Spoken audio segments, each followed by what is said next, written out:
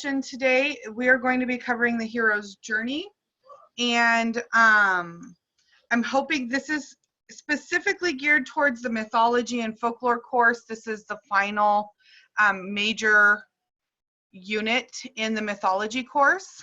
I actually created this course. I am not a teacher, so thank you for coming and listening to me, but I mean, I'm not a teacher as in I'm not grading your assignments, but I did create the course, so I have like a little bit more of a idea of the purpose of some of these lessons, or like kind of, well, I love the hero's journey, so that's probably a little bit more about it. The hero's journey is a fascinating concept that you are impacted by a lot more today than you probably would realize. So I'm going to demonstrate what the hero's journey is, define some of the elements, and then I picked a couple assignments that I had heard that students are struggling with that we're going to talk about and kind of work through. And so let's get started. The first thing I want to do is talk about some basic ideas about the hero's journey, because it seems simple. It's a hero who goes on a journey, but the hero's journey is a massive concept, and the fancy name for it is the monomyth. And what the monomyth is, or what the hero's journey is, to make it easier for everyday folk, me included, is that it is a similar pattern that is present in most myths around the world. It is a story pattern that's buried in the human psyche that demonstrates the actions of people we admire. So what happened is this guy named Joseph Campbell, and I'll come back to that definition in a minute, but this guy named Joseph Campbell, he's an American professor of literature at Sarah Lawrence, and he works with comparative mythology and comparative religion. And what that means is he's looking at culture and society and their stories across the world, and he's comparing them. And he understands all of a sudden they're all the same. Even though the characters' names might be the same, the type of food they eat, their location and setting, if you look at their plot structures, that there's a hero, that they have to leave their comfort zone, go away from home, go into this new place, learn and change and deal with temptation and struggle in order to come out and be triumphant against whatever evil they were fighting, or the thing that they were needing to overcome, to come back to their ordinary world as a hero. That story exists across the world.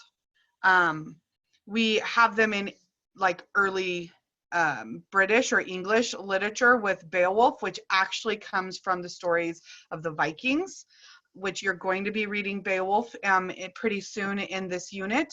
We have it all the way back in ancient Celtic lore and their stories. You get it in our modern stories of Harry Potter and the Jedi with Star Wars. Tolkien uses this concept like crazy in Lord of the Rings. We have it show up in stories like Aladdin, which, even though we have the Disney version, there's so many more of the stories of Aladdin are really based off of stories that you will find in the Middle East and in other places around the world, this idea of that magic wish and the magic lamp. But he has to change and kind of handle the fact that who he is as a person in order to become a better person and really get what he ultimately wants. And so every hero, even though they might be different in like the superficial elements of it, they go through a very, very similar story. And Joseph Campbell realizes that across the globe and across time, humans have used the same story. They just have embellished it differently. And so he comes up with, and I'm going to go backwards here to get you back to this definition of hero's journey. He comes up with this pattern, this cycle that almost all myths and legends and epics from around the world follow. And the very interesting thing is around this same time, there's massive growth in the field of psychology and understanding human brain and human emotion. And so he kind of hits at the same time that Marx, is it Marx? I always know. Carl Jung, sorry. I'm really bad with names. And Freud are going to play with what makes us human. And Joseph Campbell really believed that humans need to share, or that they do share a similar, very similar needs no matter where they're at. And that we need to experience certain things in order to grow, and that we need to vicariously through our stories watch our heroes struggle, because it's only through great struggle that we can triumph so massively and become these epic heroes that we have in our stories. So, as you can tell, I get really excited about the hero's journey because I find it fascinating that stories and literature can be so essential and so important to who we are as humans. So the stages that Joseph Campbell came up with are there are 12, depending on who you talk to. I've seen lists up to 17, and I've seen them as small as 6. But I try to stick with around the 12 mark. And the reason that is because what happened is he started with this basic idea that you have to depart, and then you get tested, and you have to win and overcome this great big bad evil, and then you go home triumphant. So that was like this basic circle, right? And then from there, he gets this idea, wait a second, well, a lot of these things are happening. There's the woman as temptress, and the hero is on his journey, and he gets tempted off the path by something. It doesn't have to be a woman. It could be anything, that great wealth, like Aladdin, he gets distracted by this great wealth. And so it could be great wealth. It could be a need to prove themselves, their ego, all these different things that we could be tempted by. Or maybe we struggle, or we refuse to leave home because we're comfortable. There's a lot of different pieces that he realizes, even though they fit under the category, there's this big section of the hero's journey, and inside that we're going to subdivide it. And so as his work progressed, more and more subdivisions occurred. So I want you to start with the 3 right here: departure, tests, or adventure. I've seen it labeled adventure as well. And then the return. That is going to be a big part of remembering. Those are the basics. And if you can remember, then what are you doing with departure? Well, you're leaving. And then that will help you remember the stages under departure, and then under your adventure or your tests, and then again under return. So we meet the hero, and he has to leave home, or she has to leave home.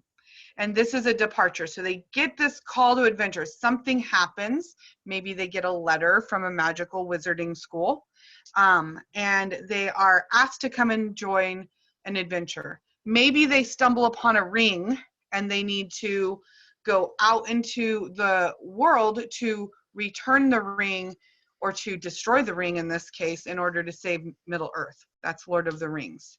So so they'll get this news, they got to go out, but they're like, I don't want to. But for some reason, they're the only person who can do this job. And so they might refuse the call, but they might jump at the chance to do it. And then along the way, as they start off from home, a lot of times they're going to need some kind of help. Hagrid shows up to help Harry Potter learn how to get ready for school. Like, right, he takes him shopping to get his school supplies, but he's a little bit of help. There's other help along the way, but sometimes in order to cross the threshold, which I'll talk about in a second, you end up having to have this mentor, or this person who's going to help you, or a character, or sometimes it's a magical element, or an item like a lamp might be the aid, the thing that helps. And then you're going to cross the threshold. And all threshold is, a door is a threshold. It is moving from one place into another. And that boundary line is the threshold. So once our hero leaves their comfortable world, they have crossed into the unknown, and their journey or in their adventure starts. And once they get there, we move over to the blue part of the column, which is our tests. And this one has a ton of stages and sub-stages. So you're going to want to I picked the most important ones and the ones that show up the most often, because I think that you just need to have a general idea of what's going on during the adventure and the test. So what's happening is they're being tested. they're being trained and prepared in one way or another in order to meet their big, huge, like, showdown. The one that the tests and trials, it's where they're training. Maybe they go up to against lesser bad guys and they're learning their fights. If you've ever seen Karate Kid, which is a fantastic story and a great hero's journey, when Miyagi is helping the Karate Kid actually learn his the skills and the fighting skills that he has, and he's working at his house and he's doing the wax on and the wax off and all those different elements, that's the tests and trials. And he's being prepared for the big thing that's happening. After that preparation, they're feeling kind of great about themselves and they're ready to go out and they think they're ready for the big one. And we see this all the time in our epic superhero movies right now. You've got like Spider-Man, I still can see them shooting across, he's shooting through the city and he's helping all these people and he's just flying high on how great he's doing. And then something happens where he's somewhat defeated. Maybe he loses the girl, or something happens where, though he's not necessarily harmed permanently, he feels like his skills are not good enough. And that's the belly of the whale or the belly of the beast. And it's where our hero has major self-doubt and they're not sure if they're really going to be able to complete their quest. And during this time, if they don't experience that, they might also, they could be tempted to walk off the path. Maybe they fall in love, or they see, they get distracted by something else, like seeking wealth or fame, and that kind of takes them away from their journey for a while. But they eventually have to make it back, and the way that they overcome the final bad ordeal, the supreme ordeal, that kind of goes along with this fancy word down here called apotheosis right here, is they have to come to terms with who they are as a person and somehow change or find forgiveness in order to become the hero they're meant to be. And that becoming the hero they're meant to be and winning the day, so to speak, is called, in a fancy term, apotheosis. It's where the lights go on and the superhero wins. The superhero finds the strength, no matter how hard it is, to kind of win. And we see that too. Again, I'm going to use Spider-Man because I think I at least see it. It is the Tobey Maguire Spider-Man, and they're on the Manhattan Bridge, and I think it's the one with the octopus bad guy. And and what is happening is his girlfriend's about to fall down, like plunge to her death. He's struggling to hold on with his webs to like defeat the bad guy, and he doesn't think he's going to make it. And even the audience is like holding our breath. He's not going to make it.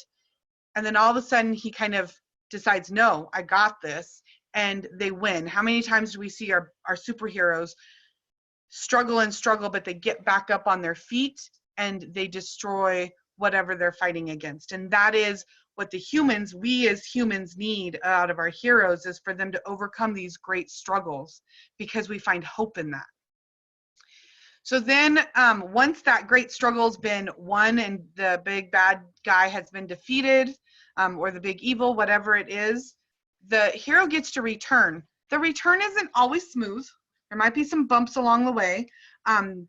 They are rewarded during this return. They might have to get home through some other help. And once they go back into their ordinary world, that is crossing the second threshold. So they cross back up into the normal world. And then while they're in the normal world, they become these heroic characters, or these heroic people. And they are masters of both worlds sometimes, where they might be able to go back and forth. We see that in Narnia, where they can go back and forth. They end up going back and forth between the two worlds. Harry Potter kind of has to manage both the human or muggle world and the magical world. And once they beat the big bad guy, they gain more control over the ordinary world and that magical or unknown world.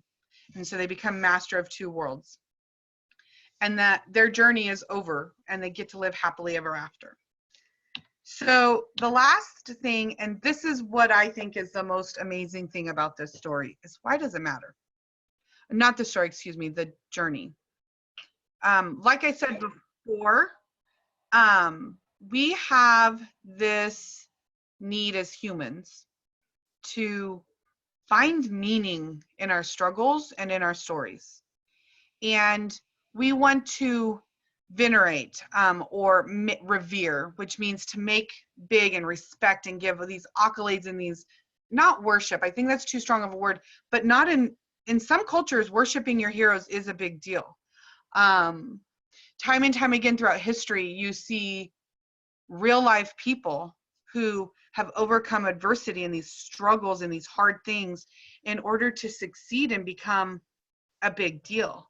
And those people who fight back and overcome great hardship are the people we tend to admire more. They're the people we find heroic. If you look into your own life, is it the people who have always seemed to have it easy that you like respect and go to for advice? Or is it the people that, man, you know, she's seen a lot of hard stuff, she's dealt with it, but she's still smiling and she's still pushing to get the things done? That's a hero to me. Those are the people we connect to as being important in our lives. And so it makes sense that our stories across the world, our stories are going to also be of people who do go through and experience great struggle and yet overcome and become heroic and important and respected in their culture. And so by looking at our stories and putting them on this hero's journey, we're able to see how, no matter where the story occurs and what happens technically, our heroes still meet that human need to find hope in the hardships of life, because life's hard and life kind of feels like sometimes you just can't do it. But maybe listening or reading a story about someone who defeated dragons and overcame great poverty or came out of slavery and rocked their world and did great things. If they can do it, I can do it. And so it makes us connect to all humanity. And it's an amazing thing that stories can do that, to me. And if you understand this journey, you can understand a lot of the motivations and why the hero is doing the things they do. So there's a lot of elements, both literature-wise, just understanding plot, but also I think, why is it important? It's human. It's very, very human when we look at this. And I think that that makes it magical and wonderful. And I know I'm getting kind of gooey and weird about the literature, but that's what our stories do. They matter because they hit something inside of our brains, inside of our hearts, or our emotions that we needed to read. And that's why we have these heroes who become epic, because they become so well loved by the people because they have struggled and they have overcome. Okay, so now that I'm done with not the woo-woo, but all that part of it, let's get down to the nitty-gritty of what does it mean? So I'm going to give you, I have a couple images because you all learn differently, and something's going to make more sense to you if I show you maybe this picture for some of you, maybe a different picture for others of you, and then a lot of you demonstrating it's going to be the best bet. Okay, so what I've got here is, this is a very basic hero's journey. It tends to be shown, if you Google images of hero's journey, you're going to get a circle almost 99% of the time. And you're going to get generally similar phases or stages. So we start the story always at the top up here with ordinary world. And what has to happen in the ordinary world is we have to get and meet our hero. And when we meet the hero, they're pretty basic people. They're just your average Joe going along until they get that call to adventure. And something about that average person makes them the perfect fit to do a job. Might be beat the bad guy, might be go ring in the mountain and so it is destroyed and you save Middle Earth. It might be just showing up and falling in love and being open to that. There's a lot of different stories out there. It just depends, but we get a story or we get this call to adventure and they have to choose to go. Sometimes they're like, man, I'm comfortable. My life is here. I'm not helping you, or I'm not going to go do this because it doesn't matter. Eventually, though, to be heroic, one of the things a hero does is that they have to go on their adventure, and that adventure needs to be selfless, where they might get something out of it, but the big one is they're doing it for the good of the people. So they will, even if they refuse the call, eventually they will cross that threshold. They might decide to hear the call or to take up the offer to go out into the world and start their adventure because of something the mentor does or says, or maybe they can't get through to the other side or cross that threshold without the help. So Narnia, the wardrobe is the threshold. There is no mentor that is used to get into Narnia. Once they cross into Narnia, I think it's Susan, I think that's her name, the little girl, she meets the fawn and he helps her get started. Excuse me, it's Lucy in Narnia. So that is, the mentor can be before or after crossing the threshold, just to kind of give you an example of that.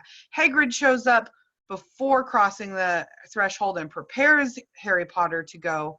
But then when he gets to the train station, he can't figure out where platform 9 3/4 is or how to do it. And that's when he meets Molly Weasley. And she helps him get through and teaches him how to run through the brick wall in order to get onto the magical platform. So there's helpers all over the place. And they can be before or after that crossing of the threshold. Then our hero has to meet their enemies. You have to be tested. You have to be trained and learn different skills in order to be prepared in some way or another for that final big showdown. They might not know that they're being tested or prepared. In Harry Potter, and I'll use Harry Potter a lot because it's one of my favorite modern stories and I'm very familiar with it. Once he gets on the train, he meets Malfoy. He meets Snape when he gets to the school. And all of those things, those are his enemies, right? But he meets his friends and his allies too. And he's learning skills because he's at school. He's learning skills that later on we realize will become very useful in defeating, in the very first book, it is Quirrell, right? I'm bad with names. But it's Voldemort's bad guy. He ends up having to go up against Voldemort in some way in order to defeat him. And so all the things he's done leading up to that battle, once he gets to Hogwarts, those are all those tests and trials and preparations. And in Harry Potter, in the first one, when they have to go through all those little series, they go down the trapdoor past the three-headed dog. They get caught by the plants and they have to figure out how to get out of the plants that are, strangling them alive. And then they have to get through the chess game. And then Harry Potter finally gets to the very end where he has to face off against Voldemort. So that would be, those couple stages would be approaching the dragon's den. And then the ordeal is when he faces off with Voldemort. And he ends up defeating Voldemort and going back and winning the house cup. And that's all part of the whole road back and resurrection. And he comes back earning the cup, if that makes sense. So that would be our Harry Potter if we did it on here. But the ordeal is the big deal thing. And they have to overcome and defeat them. And they're going to gain some kind of recognition or reward. They will go back to the ordinary world and somehow be changed because of it. This is more complicated. The next one I have, let me get rid of, I'm going to clear all my drawings so I can move to this slide. So we're going to move to the next one. This one is much simpler. Okay. I went looking for something that had less stages, but it's still the same thing. So in Act 1, we are introduced to our hero, our protagonist, and they get that call to action and they have to decide to leave and cross this threshold. Once they do, they're in part 2. or Act 2. And what happens here is they are taught by their mentor to lead or to do different things and skills that they're going to need. They will be challenged to make sure they're ready. They're going to find some kind of temptation that leads to a dark moment where they're really struggling. We get to that final conflict, which is the very beginning of Act 3. And then they have this, once they defeat the big bad guy and meet their supreme ordeal and overcome it, they will return home changed. So this is a simpler version. If you need to, you can grab, like all I did to find these images was go into Google and typed Hero's Journey. And so I really recommend going and finding one that makes sense to you and keeping it somewhere on your computer while you work through this unit. Okay, so now that we have an idea of what the Hero's Journey is, I'm actually going to take, this is one of your assignments. You're supposed to go through and put the Hero's Journey on the path or on the, you get this image in order to like determine your hero's journey. Okay, so you're supposed to pick a famous story and you kind of are going to eventually create this PowerPoint that puts your hero of your story that you chose into their hero's journey. So I am going, trying to decide, and I'm really truly decide, I've already used Harry Potter too much. We'll do Frodo from Lord of the Rings. Okay, because I'm familiar enough. I'm not familiar with names, so we'll kind of have to deal with that. But I'm familiar enough with that story, and I think a lot of you would also be familiar with that story. So we are going to, if just so you can see this, if you can see my mouse real quick, right here. Ooh, don't do that. I don't want it to go backwards. Sorry about that. We have birth. This is where you meet your hero. When we're going to go backwards on the circle, so we're going to go counterclockwise on this one. So birth, we get our call to adventure, we meet our helpers, cross the threshold, belly of the beast, which is where you meet more helpers possibly, belly of the beast where you get your tests and challenges. You have your dark moment and supreme ordeal, and then number 8 is returning home, crossing the threshold back home, getting the reward, and then living happily ever after, which is being at home. I am going to do the whole Lord of the Rings trilogy rather than just the first book, because I think it'll be a little bit easier with the parts. That is, Lord of the Rings is an epic, so it is very long, and a lot of times with epics, like what happens is within the story, there will be several heroes' journeys. Like Harry Potter goes through 7 years. There are 7 smaller heroes' journeys, but you can also look at the entire collection as one big hero's journey as well. So that's what we're going to do with the Lord of the Rings trilogy. We're going to use all 3 books for all of Frodo's story. It'll just be a little bit easier for the and more quick. Okay, so we are going to meet our hero, and where we meet our hero is Frodo. We know he's Frodo, and he's just an everyday hobbit, right? Frodo, an everyday hobbit.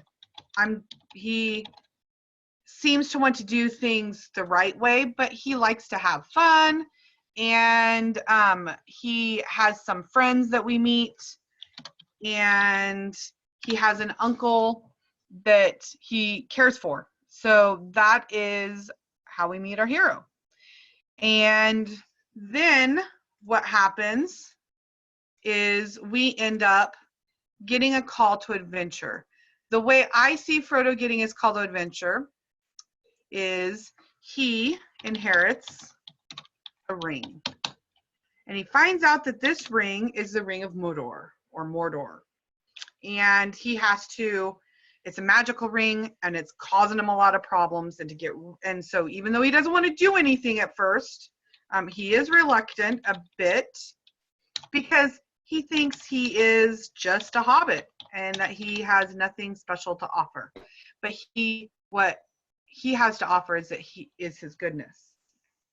So what we have going on is he inherits a ring. He is a little bit reluctant, but leaves to take ring, right? I'm gonna put that over here. Let's see if I can stretch it out a little bit so that you see everything. So then from there, we have our helpers. And the interesting thing with the helpers, there's several of them, especially in the Lord of the Rings. There's a large group of men. All like we have the king, we have Gandalf, which is one of my favorites, and I'm not going to end up. And then we have his friends, right? So, Kaylee, my daughter's in the background listing them all off because this is one of her faves. So, but we have all of his friends. We have Gandalf. We have who's supposed to be the king, which is Aragorn. And then we've got Legolas, which is the elves. So, we got to put elves in there because they're a major help, right? So we have all these helpers. And the ring is not an amulet. In fact, the ring causes pain and hurt. But I would say that crossing the first threshold is honestly when,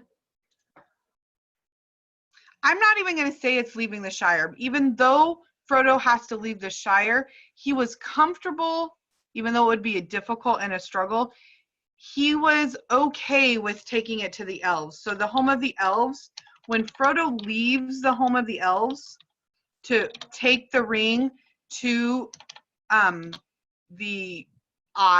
big Mount Doom. Sorry, I'm really bad with names. Mount Doom. Okay, when he decides that he is going to go into Mordor and handle this ring on his own, this is the moment that he has crossed the major threshold because he's leaving the truly unknown. Okay. So from here, we have our helpers. And when he chooses to leave, he gains a lot of helpers. This is truly where he gets, the elves do help him get to their home, and Aragorn helps him get to there, and Gandalf does.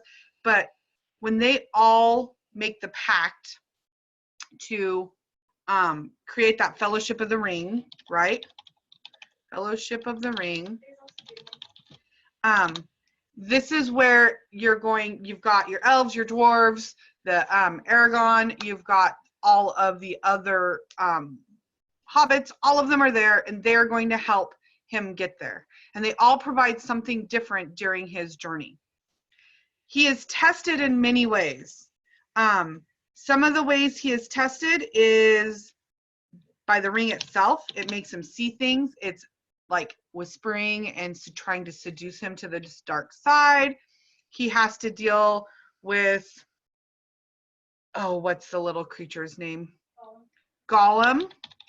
And no, that's not capitalized. So, who has already been destroyed and like twisted by the ring. He has to handle some of the actual men who want the ring. That's Boromir. He has to deal with just the space itself and hiding from the orcs. I don't know if I'm spelling everything right, but this is where we're at. Or the ring wraiths. Kaylee, we're good. Thank you. Okay, so then we get the Supreme Ordeal, and this is really towards the third movie when he's actually going up the mountain, and it is just left to him and Samwise Gamgee's Sam, his best friend, right? So during the Supreme Ordeal, he must release the ring, and that sounds so simple, right? But he's climbing the mountain. That's approaching that dragon's den, right? He gets to the edge and he can't let go. And it is actually through the help of Sam that he's able to let go, because he eventually does. So all the different elements of the story, because apparently Gollum bites the finger off. I'm sorry. I do know the story. It's just I am not that huge of a fanatical fan with them. So, but the ring is eventually released but it is truly with the help of his friends, right?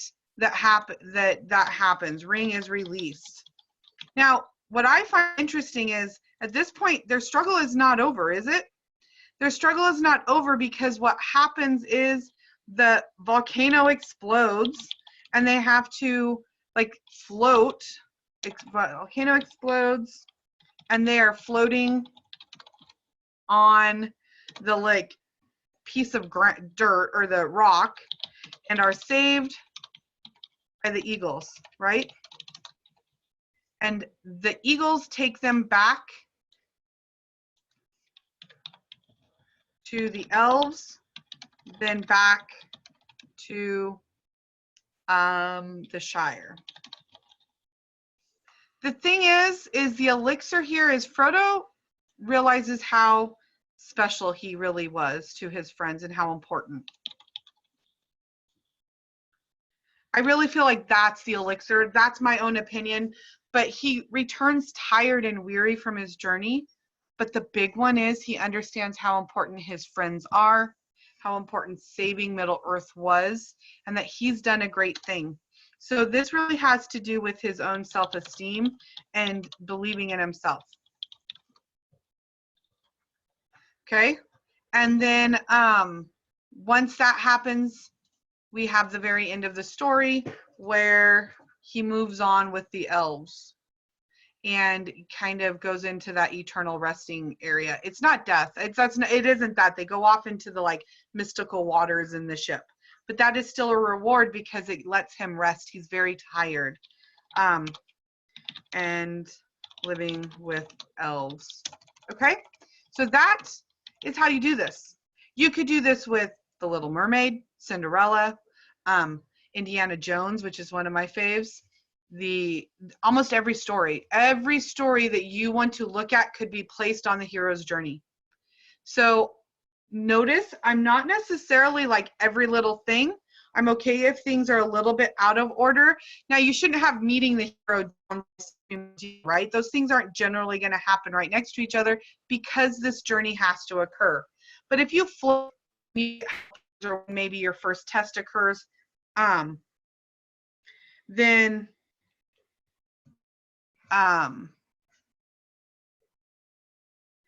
it's okay to have them like flipped or a little bit out of order or attached to something else. So I'm going to need to clear all of my drawings. So I know that just disappeared to them on you, but we need to move to be able to move to the next slide. We have to do that. Okay. So this is, I'm trying to think of your own hero's journey. I know from the teachers that I've talked to that you're struggling with possibly writing the essay where you talk about your personal journey or your personal hero's journey. Essentially what it is you're going to be writing a narrative about a time that you've struggled and overcome something. And you can choose to use you, which would be awesome. And I hope that you find yourself the hero in your own story every single day. But you can also use maybe a parent or a best friend has experienced something and they give you hope. So you could use their story as well. But it is a narrative and you're going to essentially have those 3 body paragraphs in the middle become your 3 parts. The departure, and inside there you'll deal with your call, meet your hero, call to adventure, and that crossing the threshold. Then the second body paragraph would become your adventure and what's happened to them and how did they defeat something or overcome something and struggle to overcome that big thing. And then how have they changed and what have they gained from that experience? We don't always win a big trophy. We don't always gain great wealth by the end of our happily ever after, but maybe we believe in ourselves more. Or maybe we have hope that we're going to be able to defeat cancer or get a job or change a cycle. And maybe, like for me, my hero's journey would definitely be when I took the challenge and I left my world, a world of not my family. I'm the first person to go to college in my family, one of the only people in my family to even finish high school. And so when I left my ordinary world and went to college, that was my call to adventure and my crossing of the threshold. I went into a new world. And then from there, I had to struggle to pay for college. I worked a full-time job and went to school. I was pregnant when I graduated from college. And there were all these struggles and ways I could have just stopped my adventure, but I didn't. And I kept going, and I graduated and I became a teacher.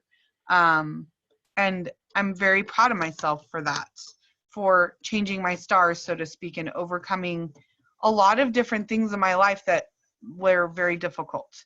And I hope that my story helps encourage my children to do big things and to overcome hardship in order to follow their dreams. So that could be my hero's journey, and I'd write about that. So the other one is that you were supposed to put Shrek on the page that we just did, which was, so you should be able to take what I demonstrated with Lord of the Rings and do Shrek with that. You need to create your own chart, which is what you make your presentation on, for whichever story you chose.